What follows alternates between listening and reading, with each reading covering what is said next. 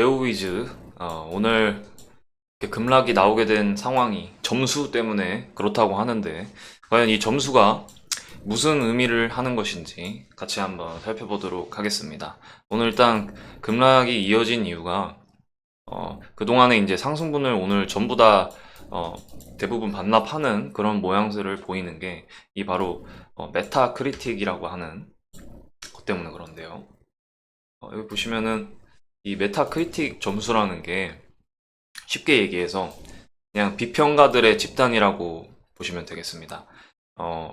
게임 전문 뭐 리서치라든지 그런 게임을 전문으로 하는 이제 뭐 기자들 아니면 뭐 리뷰어들이 이제 모여가지고 뭐 100개든지 50개든지 뭐 개수는 여러 가지가 있지만 아무튼 그 개수를 총 통합을 해서 이제 평균 점수를 매기는데요. 그 점수가 이제 피해 거짓이 82점을 받았다는 소식입니다.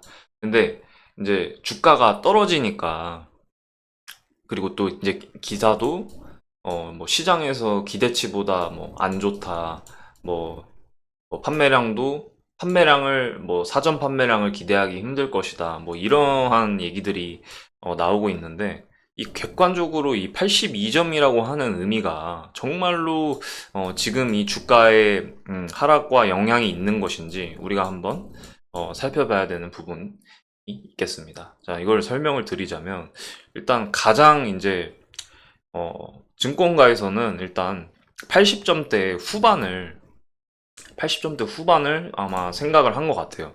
80점 초반에서 이 80점 후반, 뭐 중반이라든지 아무튼 이런 좀 상방 쪽을 기대했던 것 같아요. 이제 그렇다면 이제 왜 90점 이상을 기대한 건 아니냐? 이제 90점이라고 하는 거는 이제 소위 말해서 거의 뭐 명작이라고 말할 수 있을 정도로 정말 잘 만들었다. 누구한테 추천해줘도 잘 만들었다. 그래서 이제 90점이 넘으면은 머스트 플레이라고 해가지고 게이머들이 웬만하면은 이 머스트 플레이가 붙은 그 마크를 보고 구매할지 말지 결정을 하게 됩니다. 그래서 90점이라고 하는 의미는 거의 게임 업계 찬사라고 볼 수도 있는데 근데 이제 이 정도 기대를 한 건 아니었습니다. 증권가에서는 그 아래인 이제 89점 에서 80점을 예상을 한 건데 이제 여기서 놓고 보면은 지금 보시면은 이 다크 소울 시리즈가 이제 1, 2, 3으로 나왔는데 어 2편이 이제 90점을 넘은 명작 그리고 이제 89점도 물론 이제 89점, 90점 애매하긴 하지만 그래도 이제 앞자리 수가 다르기 때문에 어쨌든 어 정말 잘 만들었다. 그거는 변하지 않거든요. 89점도. 그렇기 때문에 이 평균 점수대가 어쨌든 90 그 사이에 안착이 돼 있기 때문에 이 다크 소울하고 그리고 또 피거짓이 나온 점수가 82점이니까 이 와룡이라고 하는 게임을 같이 놓고 한번 비교를 해보겠습니다. 일단 다크 소울 시리즈는 이 피해거짓의 장르인 이 소울 라이크라고 하는 장르에 어떤 기반을 마련한 왜 이게 소울 라이크라고 하는 장르인가 그 틀을 완벽하게 제시한 그런 원작 게임이라고 볼 수 있겠습니다. 그래서 이 다크 소울 시리즈보다 잘 나올 수 있을까?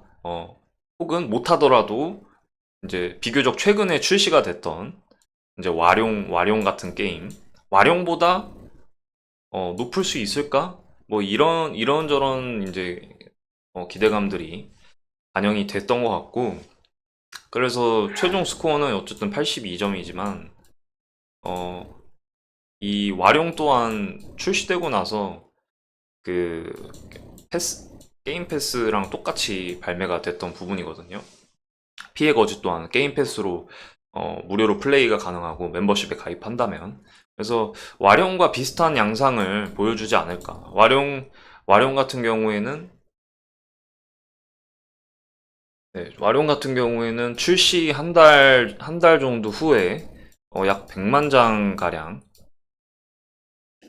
판매가 됐다고 확인이 되는데 이런 걸 봤을 때 패스와 같이 이제 게임이 이런 콘솔 게임 등이 출시가 되게 되면 아무래도 뭐 기관 쪽에서도 이런 뭐 대작 게임들에 비해서 이런 대작 게임들은 막 출시하고도 막 뭐 첫 주 150만 장, 뭐 첫 3주에 1390만 장, 막 이렇게 압도적으로 판매가 되거든요. 근데 이제 이런 식으로 비교는 하지 않았고, 이제 증권가 예상치가 이제 출시하고 나서 꾸준히 매출이 늘려 나갈 시에 한 200만 장에서 250만 장 정도 예상을 한다. 그러니까 패스로 가입이 돼 있으면은 뭐 엑스박스 패스라든지 그런 패스가 가입이 돼 있으면은 굳이 구매를 안 하고도 넷플릭스 구독제처럼 바로 무료로 할 수 있는 거기 때문에, 그리고 이런 이 패스 같은 경우에는 이제 개발비로서 바로 로열티가 이제 지급이 되면은 개발비로 바로 쓰이기 때문에, 그래서 이 판매량이 어쨌든 이 보수적으로 잡혔고 이 판매량을 달성할 수 있을지 그거를 보셔야 되는 부분이고, 이 판매량 같은 걸 보면 이 뒤이어 이제 리뷰가 올라올 수가 있잖아요. 지금 현재 소위 말해서 이제 모바일 게임으로 치면은 오픈빨이라고 하는 게 있는데, 그 오픈빨이라고 하는 거를 어쨌든 보기는 쉽지 않은 점수다.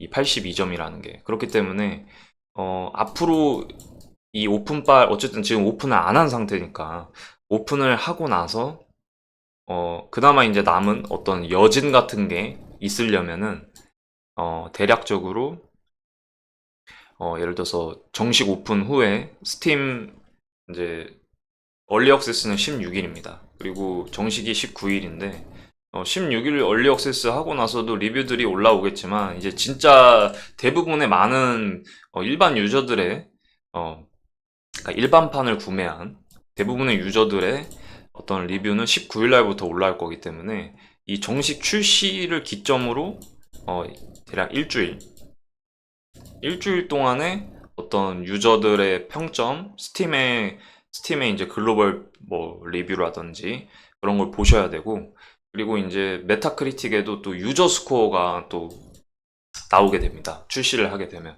이제 그거에 따라서 당장 뭐 회사가 따로 공개를 하지 않는 이상 이 게임이 지금 어느 정도 초동 판매량이 얼마가 나왔는지 그거를 실시간으로 예측을 할 수는 없습니다. 물론 스팀에 가면 나오지만 스팀에서만 판매를 하는 게 아니기 때문에, 그래서 그런 것들을 확인을 하시면은 앞으로 뭐 리뷰 점수는 계속 추가적으로 나오기 때문에 82점보다는 소폭 감소하거나 소폭 오를 수도 있고, 대략적으로 일단 80점 이상은 지켜주기만 한다면, 이제 82점이냐 80점이냐 이런 1, 2점 차이의 문제는 없을 것 같고, 그리고 이제 대부분의 어쨌든 리뷰가 나온 시점이기 때문에 정말 많이 올라봤자 83점, 뭐 84점까지 나올 수도 있겠지만, 근데 이런 올라가는 거에 집착하지 마시고 앞으로 이제 평론가들의 평점은 어쨌든 확인이 됐으니 80점 위라는 건 어쨌든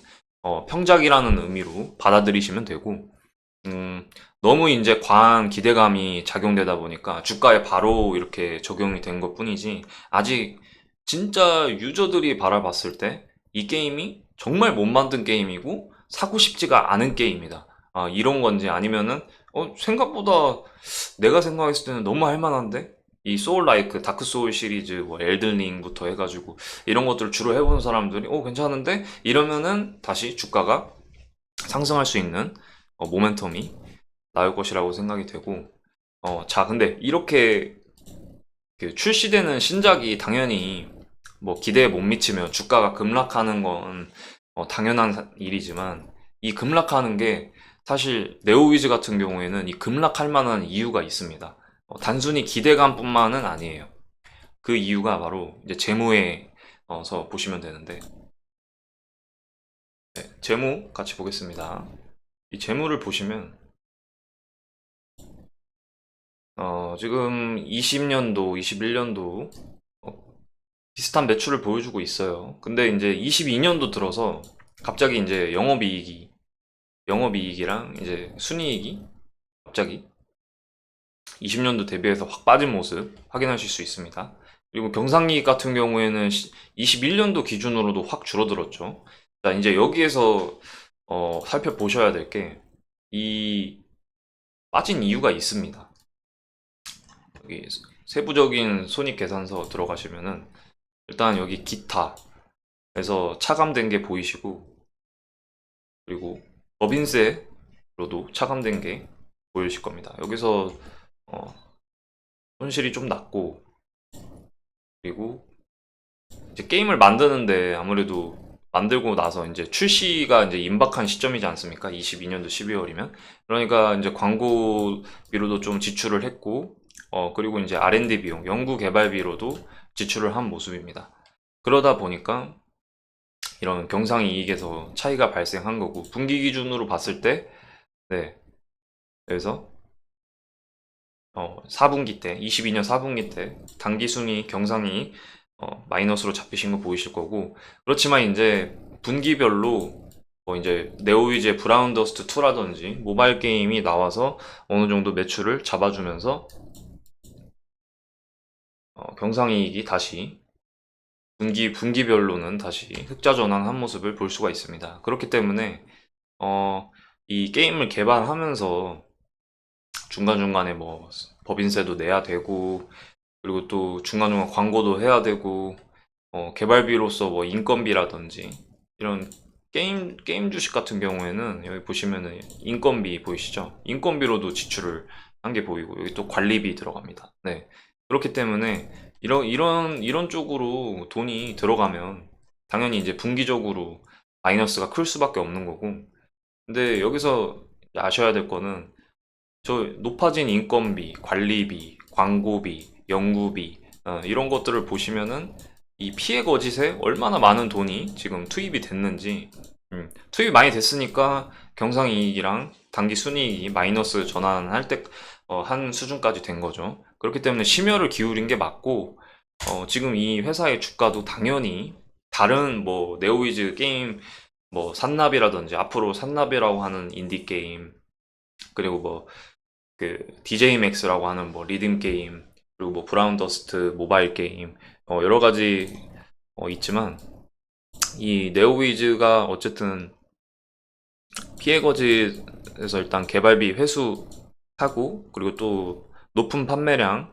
아니면 뭐 평균적인 판매량, 이걸로 인해서 또 개발비보다 더 높은 손익 분기점으로 이득을 봐야 되고, 네, 그런 상황이기 때문에 네오위즈 명줄이 달려 있다고 그렇게 이해하시면 되겠고, 재무적으로는 그런 상황입니다. 그래서 이 재무적으로 봤을 때 3분기, 4분기에서 매출을 확 끌어올려 줘야 되는데, 피해 거짓이 그런 이제 막중한 책임감을 갖고 있다 보니까 주가가 이렇게 예민하게 반응하는 거고, 이렇게 급락하고 나서 급락한 부분도 어쨌든 최저점 라인은 깨지는 않았습니다. 차트상에서.